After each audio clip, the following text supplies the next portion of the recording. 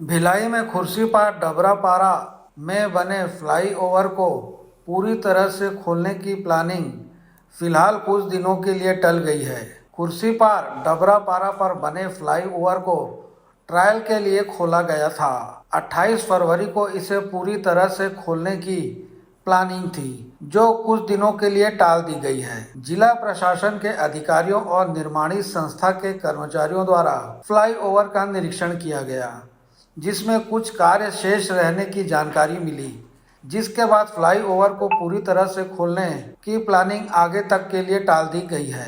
गौरतलब है कि 2018 से फ्लाईओवर का निर्माण कार्य किया जा रहा था। कोविड की वजह से कुछ दिनों के लिए काम को रोक दिया गया था। 1300 मीटर के इस फ्लाईओवर के बनने से नेशनल हाईवे में दुर्घटनाओं में कमी आएगी, साथ ही ब्लैक स्पॉट भी कम होंगे।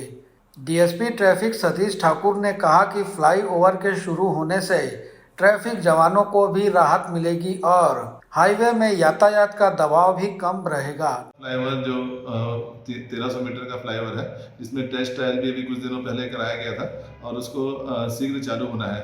उसमें कल एसडीएम साहब के द्वारा, यातायात के विभाग के द्वारा और एनएच के अधिकारियों के द्वारा उसमें निरीक्षण किया गया है। तो उसमें निरीक्षण करने में ये पाया गया कि जो गाड़ियाँ दुर्ग से रायपुर तरफ जो नीचे उतरेंगी वो बहुत तेज़ी से उतर रही है। वैसे ही सर्विस लेन में जो गाड़ियाँ उतर रही है वो भी तेज़ी से उतर रही है। तो वो जो पॉइंट बन रहा है वो थोड़ा स्पॉट ऐसा है कि वहाँ दुर्घटना होने की संभावना बनी रहेगी। तो हमारा सजेशन ये था कि जो उस रोड को सीधा बना दिया जाए और जो क्रश बैरियर है उसको आगे बढ़ा दिया जाए, ताकि वहाँ पे किसी प्रकार की गाड़ियाँ दुर्घटनाग्रस्त ना हो और जो वहाँ पे हाईवे में जब गाड़ियाँ मिले तो आसानी से और कम स्पीड में जाके मिले।